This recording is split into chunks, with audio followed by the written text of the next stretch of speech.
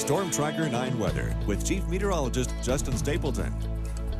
Well, another day where we're starting to see thunderstorms pop across the southern Cascades, but today, as the low has moved inland overnight, they're getting a little closer to much of the viewing area. That includes parts of Douglas County into the foothills and the eastern or the western side of the slopes, that is, and then also outside of Willamette Pass. You saw our Skycam a second ago showing that thunderstorm rolling its way over towards Odell Lake. And in fact, these are the ones that we're watching now. One out towards Blue River, secondary one just outside of Oak Ridge, and then again some stronger ones down and through northern California, going to work their way over towards Medford and some of the Rogue Valley, likely producing some pretty gusty conditions and a possibility of hail as well. All of the red shading that we have across the board, this is all the red flag warning that goes through 11 o'clock tonight.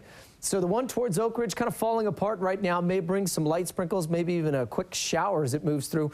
We're starting to see another little development just outside of Blue River. This one will head northwest as well, cross Highway 20 up towards Sweet Home. You may get a few isolated sprinkles if you live over on towards the eastern side. And then back off to the south of us, that's where most of the activity is. As you might expect, closer to where the low is as well. It's where the best triggering mechanism is for that, or the best dynamics for thunderstorm development. Now, not a lot of action going on to the coastline right now. The marine layer that was there this morning is pretty much broken up and backed off. We're pulling in a little bit of moisture with this, but a lot of this is driven from what the low had pulled in late last night. So I'm going to keep some sprinkles in our forecast because, again, whatever the thunderstorms develop, they're moving in from southeast to northwest, and so that could keep a slight chance for maybe an isolated shower, but mainly just sprinkles, I think, from Eugene up to Corvallis, Roseburg. You may get a better chance for those to hold together as they go throughout the rest of the afternoon. And then again, some enhanced drizzle with the marine clouds as they move their way back towards the coast. Warmer today as well. That was something that we noticed all up and down the board. We were looking at temperatures in the 80s as opposed to the 60s and 70s yesterday. Sunshine after the morning clouds broke up. Got things going pretty quickly. 58 as you get up and towards Newport. And we've also got low 80s out towards Bend and Redmond as well, around 76 down to Sun River. So here's the setup over the next couple of days. All the computer models now starting to line up. Basically, the low is going to hang just to the south for both tonight and into tomorrow morning's forecast. By tomorrow evening and Saturday, it starts to drift north. And I think that's when the best chance for folks across the Willamette Valley and in towards Douglas County, and that includes the basin down around Roseburg, Sutherland, whatnot, will get a chance to see some thunderstorms actually hold together as we work towards the valley.